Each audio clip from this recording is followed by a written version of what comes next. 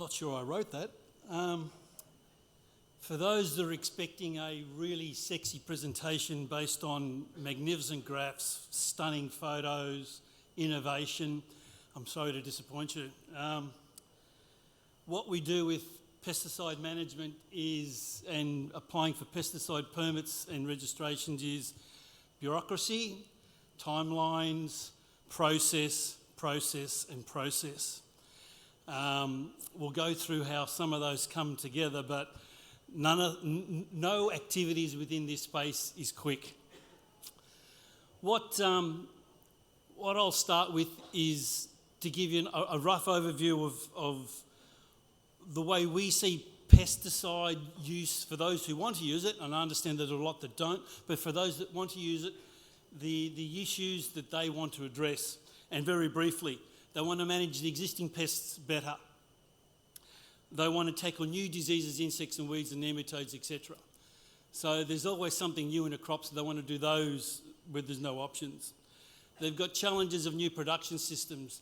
As we move away from the peri-urban spaces around major cities to outer areas, the pest dynamics change, and we need to learn how to use them in a different environment.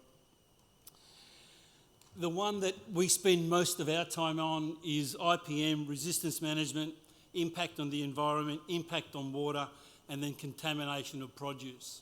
That's where we spend most of our time, where most of our costs are, and most of our timelines are taken up.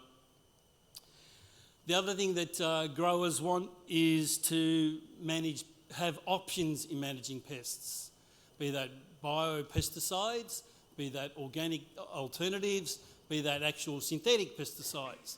They want options so that they can rotate to manage those crops in an effective way. Then we have regulation. We deal with the Australian Pesticides and Veterinary Medicines Authority, based predominantly in Canberra. We've then got FSANS. They've got Asian standards that we have to abide by. Then we've got the EU and now the UK, the USA. All of those are having pesticide reviews. All of those having an impact on the pesticides that we're using. And I'll touch on that a little bit later. And then for those that export or trade within Australia, we have residues. And we've got to be compliant with the Australian if you're selling it domestically, and then export limitations as well. So they're all the things we need to consider when we do our work. And then we've got changing production systems. For example, hydroponic strawberries, etc., which changes the dynamics of how pesticides work and how residues in those foods come out. Are there many strawberry growers in the room? Can you leave your hands up? How many of you are strawberry growers from South Australia? None? Okay. ABC News yesterday on the way down to Tasmania said that there's an outbreak of fruit fly and strawberries in the Adelaide Hills, and those guys could potentially lose all their crops. It's a bit late to use any sort of control agent, but we'll touch on that later as an example of how pesticides, either synthetic or biological, can work to maybe manage that problem. It is now too late for the growers of the Adelaide Hills because they're picking now, but that'll just give us a little example at the end of how this all comes together.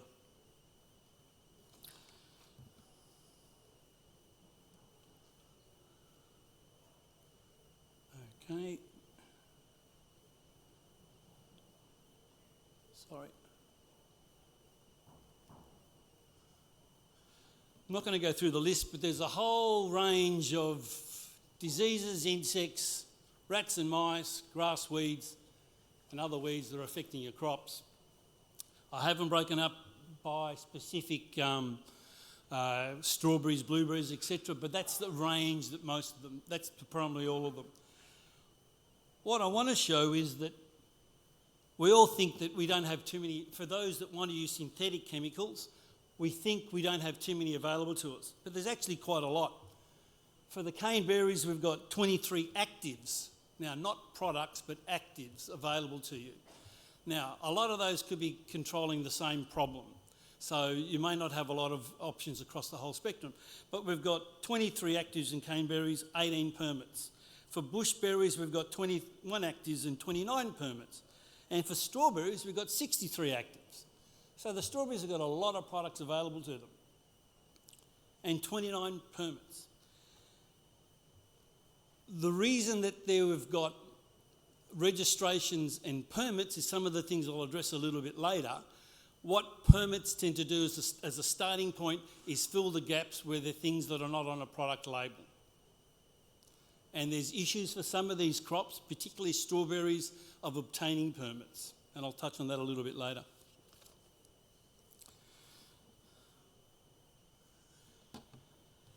Before, a lot of words, I'll skip through it quickly. Before an agricultural product can be legally sold or supplied in Australia, it needs to be registered by APVMA. They're the institution that addresses all pesticide registrations and permits in this country. It is a science-based organisation.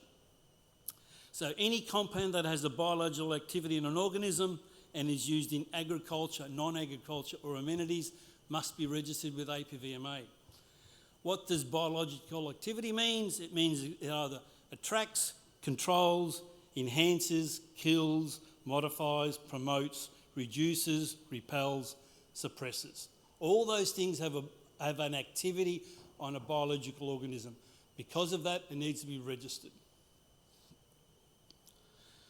For farmers, food producers, the chemical industry, the public, registration means that you can use a product that is safe when used as directed. So Australian users and consumers can have some confidence in a registered product in this country.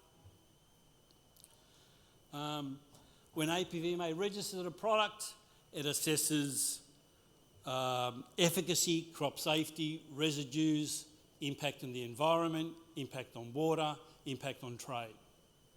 So it assesses all those things in making the registration. And as I said earlier, it's science-based.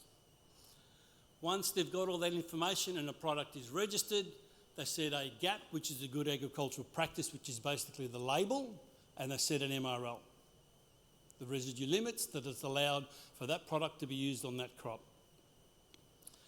MRLs or residues is not a food safety limit. It's not based on food safety.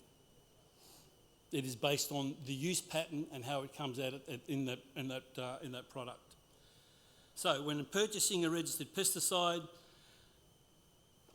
you know that they have been assessed and suitable for under Australian conditions, that you have compliant with the law, which is extremely important, and when used according to the label, that is safe to use for you, the consumer, your worker, the environment. Who registers the product? It's the AgChem company. We can work with them to put new crops on the label, but it is the responsibility of the registrant, the AgChem company, to do that work. When I first started in this industry 35 years ago, I think, there might have been 35 or 6 major or significant AgChem companies in Australia. Now I think there are about 8. So what 8 companies now do is they target predominantly major crops. If you've got a cereal herbicide, it's a pretty big market in Australia. If you've got apple and stone fruit products, it's a pretty good market in Australia. If you've got blueberries, it's pretty small. If you've got raspberries, it's even smaller. So you can see they invest to maximise their profits. They target big crops predominantly.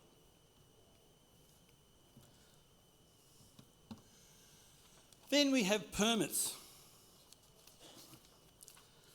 Now, what a permit does is allows legal access to a pesticide or a biopesticide in a situation that's not on the product label.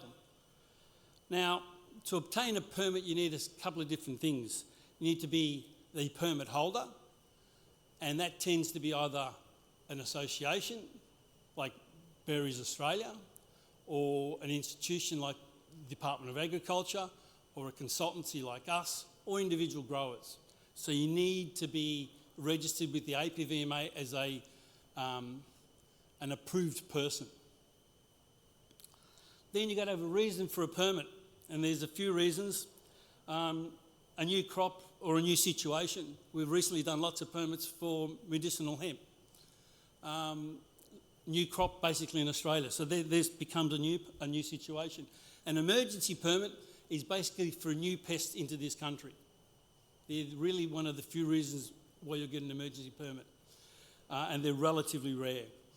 If there's a biological change, if the berry industry has access to multiple powdery mildew products in strawberries and all of them become resistant and there's a new product, then we have an argument to apply for a permit in the interim before registration. It's those sort of situations with biological change. Or there's the loss of pesticides. I'll talk in a minute about products that are going under review and are being lost to agriculture in Australia and globally. If we lose one mechanism of controlling a pest in a crop and there's an alternative that isn't registered in that crop, that allows us to apply for a pesticide. And then the other one is trade barriers. We recently did some work for a major industry in this country that have been using an old insecticide called chlorpyrifos, and their trading partners no longer want the use in that crop. So we now look for alternatives to control their pests in that crop, and that allows us to apply for a permit. Now, as I mentioned earlier, strawberries sit in a unique situation. Blueberries, the rubus and the riberries and the currants are considered a minor crop by APVMA. Now remember, we're applying for minor use permits. The word minor is very important. Either the crop needs to be minor or the target needs to be minor. So we can't apply for a permit in most cases for powdery mildew in strawberries. Major pest, major crop. But you can apply for something like lupus or some other minor pest, yellow-bellied sapsuckers in strawberries, because it's a minor pest in a major crop. Something in that application needs to be minor. We need to justify it by science. We can't just say this is what it is. We need a lot of science behind what we do. We don't need as much data as what a registration does, but we need a lot of data to support what we do. We get no success if we have no data. And that includes efficacy, crop safety, residues in particular, trade, and then in certain circumstances, environment. So we need all those. So we need things to be either a minor crop or a minor pest in a major crop. As soon as we start putting crops indoors, then we add another level of complexity because residue breakdown changes dramatically, and we need to account for that in the work that we do, predominantly with residues. If we think that a permit is quick, I'm sorry to say, as I said at the start, process, it takes time. And I'm not going to go through all the bits and pieces of the activities, but just the APVMA assessment is 6 to 10 months. That's after we have gathered all the data and we give it to them. So timelines can go 9 to 3 years, can cost up to $140,000 plus if we've got all the data. None of this works if we don't have data. So don't come to me tomorrow just from a South Australian Adelaide Hills strawberry grower and say, I've got fruit fly, can I have a permit for next week so I can use product X on my strawberries and I'm picking with a 1-day withholding period. It won't happen. We need lots of planning for all of this. The other thing I mentioned at the very start is an emergency permit. An emergency permit, basically, from our perspective, we drop everything and we do it because if it's a genuine emergency, that's what we have to do. If we've got all the data, we can put it together, depending on how much data there is, in as little as 4 days. And the APVMA assessment, they drop everything as well in as little as 4 weeks. Sorry, as little as a week. We have to be prepared, and you've got to plan for it. If you can preempt something, all the better. And I'll give you a very, very quick example. In the early days of me doing this work, we had a pest called currant lettuce aphid, which was in New Zealand, which infected the heart of lettuce. We knew eventually at some point it would come to Australia. So we did some work, although the pest wasn't in Australia, we did some preemptive work. We did all the trial work for a product to use on lettuce that controlled the pest from New Zealand information. We prepared the data, submitted it to APVMA, got them to assess it, but there was no permit. The pest eventually flew through certain wind currents from New Zealand to Tasmania and then the mainland. Once we initiated the permit to come up, we had it in 2 days, preempting the process. Now, I'm not saying that happens in all cases, but you've all done a Plant Health Australia biosecurity report. If you know of something that's potentially going to be a problem for an industry, plan in advance. Plan in advance.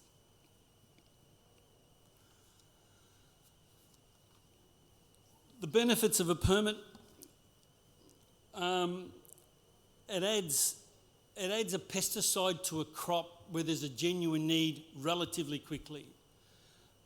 Just consider that if a company goes through a registration, they'll take 3 to 5 years, 3 to 8 years to generate data.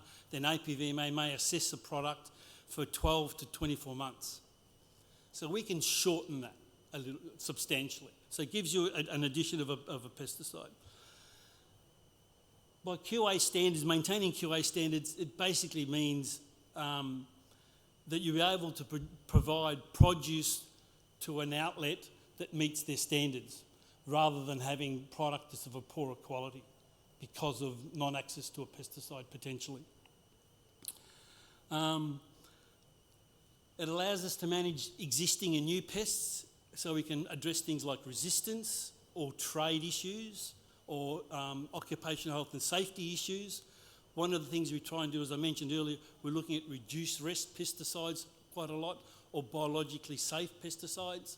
So we're trying to move away from the old synthetic group 1s, group 2s, the old chlorpyrifosses and all those old things to newer, softer chemistry. That's what we try and aim to. It's not always possible, but that's our aim. So it gives you that potential access. And in some cases, like currants, they have very few registrations and all their products they've got access to is via permits. In some industries, that's all they've got is permits, because they're so small that no manufacturer or registrant will ever put their product on a product label. It's not worth their while.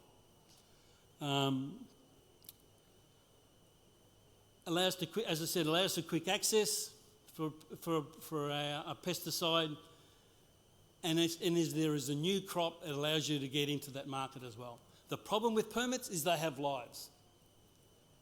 A permit will be issued from anywhere from 12 months to 5 years, and it has to be managed on a regular basis by the permit holder.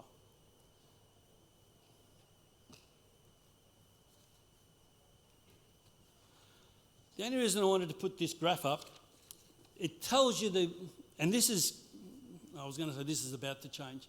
This is the regulations. To give people a background, APVMA registers a pesticide. The use of that pesticide is regulated by the states in the field. So APVMA is the regulator to the first point of sale, and then from the first point of sale in each state, it is regulated by the states. Okay? This is the state control of use legislation, and it's predominantly all the same except for the blue line. And if you hands up the Victorians can basically spray whatever they like on whatever crop they like as long as they have no residues at harvest, which is the yes under the Victorian column in blue. I started having close association with APVMA, I think in 2000, and we had a working group to nationalise that so that everyone has the same legislation. We are still working on it 25 years later. It will happen one day. It will happen one day. Well, I hope it will happen. Well, I'm going to retire one day, so maybe before then. The bit that's changed is the third row, where it talks about you can use it on a different pest. That's important now because that never used to be the case. The case used to be it is black and white. If it's on the label, it's the crop and the pest, and that's all you can do. Now what they're saying is if the crop is on the label but you've got another pest, I'll make up a fictitious example, that you've got green mirids on your strawberries and that's registered with a product called Success. But you want to go and spray fruit fly on your strawberries, you can do that because strawberries is on the label as long as you use the use pattern that's on the label for green mirrors. You can't use a higher rate, more frequently, or shorter spray intervals, so you can do that. So you can target a different pest that's not on the label, other than for S7s. You can't change anything on S7s. Okay? So that's important. Like the unfortunate case with this, I keep on coming back to the South Australian strawberry growers, there might be a product that they can use with a one-day withholding period for fruit fly, because fruit fly is not on the label, that they can target. And I did a quick search. Strawberries for fruit fly have 4 different products registered. Sorry, 3 different products registered. 2 of them are OPs, organophosphates, which I wouldn't use. They have a 2 and a 3 day withholding period. The other one is abamectin, group 6, I think it is, has a 3 day withholding period, which doesn't suit strawberries. So they have little option to do anything in the Adelaide Hills to manage their current problem. But they do have a permit, and they have a permit for a product called Success Neo, which is an active called spinetoram. It is registered for the suppression of fruit fly adults, and it has a 1 day withholding period. If the fruit fly has already laid its eggs in fruit, we're too late, but maybe they can dump the current crop and get a second flowering or multiple follow-up flowering. Fruit fly is one of those very difficult endemic pests that we're working towards having solutions, but we haven't got the full solutions yet. And I'm conscious of the time. The other issue that I've touched on is loss of products across Australia and globally. APVMA runs a chemical review program, and that's been going since Adam was a boy, and it's ongoing. But the previous Labor Ag Minister pumped a lot of resources into APVMA to get these things completed. So there's been a high priority within the APVMA to get these reviews finished.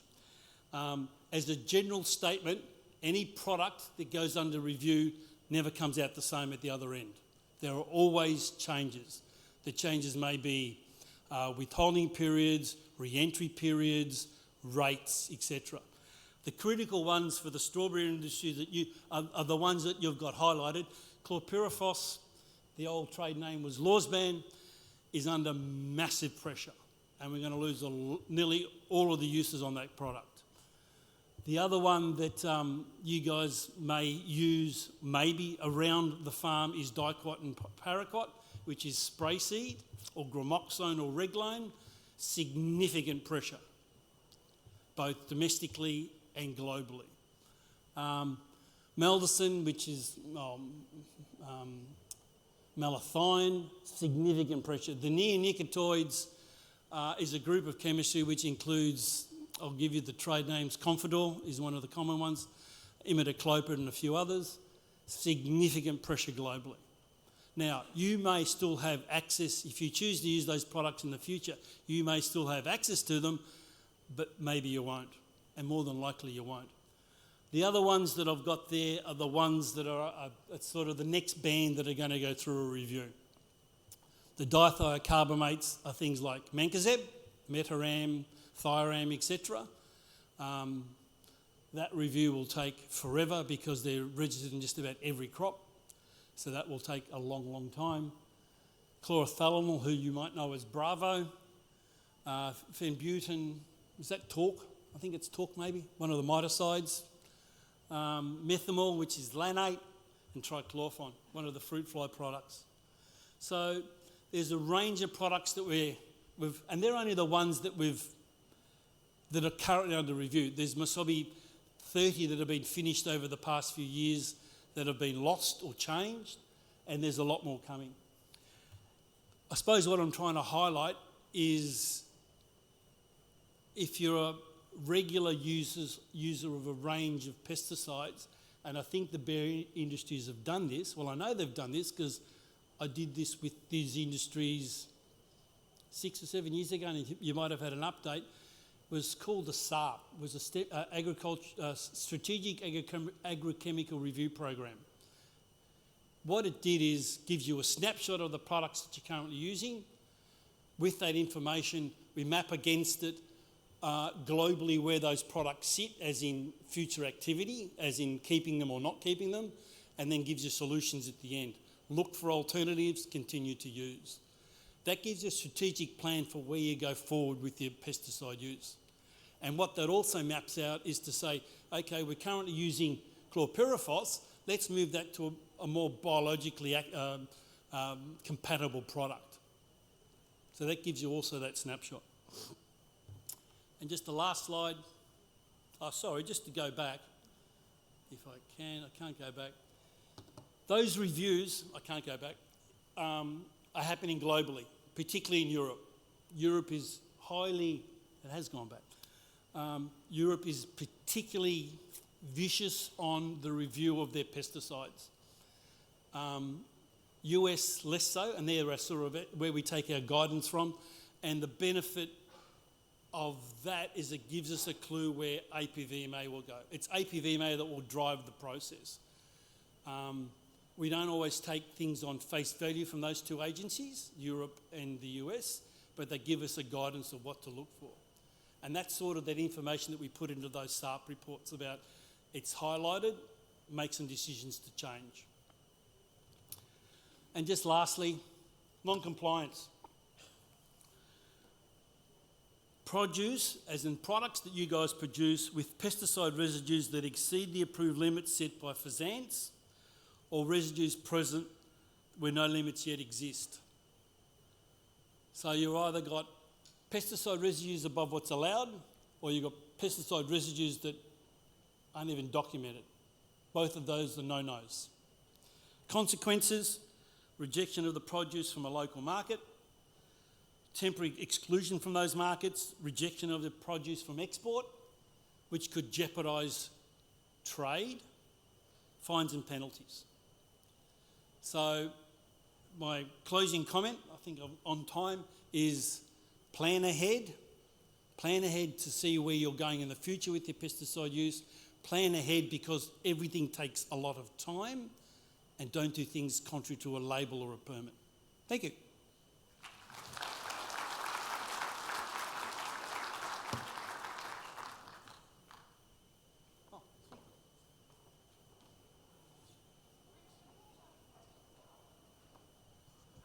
Yes.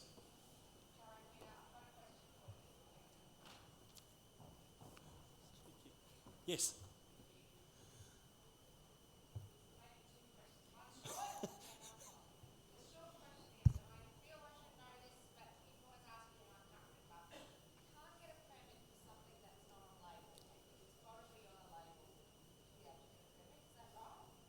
No, we're applying for permits for things that aren't on labels. No, but if the product has to be registered in Australia. Okay. So the question is, can we apply for a product that is not registered in Australia? The short answer is yes, we can, but it's extremely rare. The common example I give, that we chased quite a few products in the early days for fire ant control. So they were products under development in Australia, and we got permits for them. We've also applied for permits in certain fruit crops that are registered in New Zealand and not registered in Australia. So it's possible, but it's difficult. New Zealand's easy because of the collaboration between Australia and New Zealand. The fire ant one was relatively easy because the product was already under development in Australia. Don't ask for a permit for some brand new product off the shelf out of the US or Europe. Now, to top on that, I'm conscious of the time. If we apply for a proprietary product, so something that's still under patent, it is the registrant, the manufacturer's choice to say yes or no. They can can a permit. So we can generate all the data, do all the work, submit it, and I won't use a company name, but I'll say, in this case, just Mr. Bayer will say no. or Mr. Syngenta will say no. So they can can it. So if we want to bring a product in from the US, the parent company and the Australian company may say, you can't go there. Because they have, with all products, they have a pathway for registration, the crops they want to target first as the primary crops, the secondaries and the tertiaries. Was there a second one?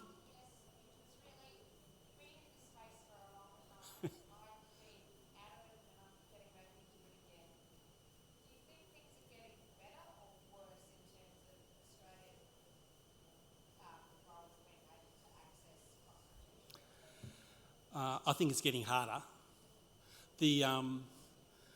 As I said at the start, the process, timelines, bureaucracy is getting harder. We used to have really good working relationships with the regulators. That's become more bureaucratic. And I think it's just the changing times of the people that were involved at the start, and maybe even the workload that these guys were on that have since left to the new crop of people. APVMA has changed substantially as an organisation to deal with because of new people. And maybe that'll improve over time as they become more experienced and understand the industry. Can I offer the berry industry an offer to make their industry better, because we're doing this with another industry, is work as a group and invite the APVMA out. We're doing this with the rice industry. We've got some significant issues with the rice industry that we're working with at the moment, and we're setting up a 3-day or 2-day working group, getting APVMA out into the field to show them these are how berries are grown, from your case, how berries will be grown, this is a tunnel, this is a greenhouse, this is field grown, these are blueberries. These guys are scientists, they're not agriculturalists. It may be worth considering. Thank you.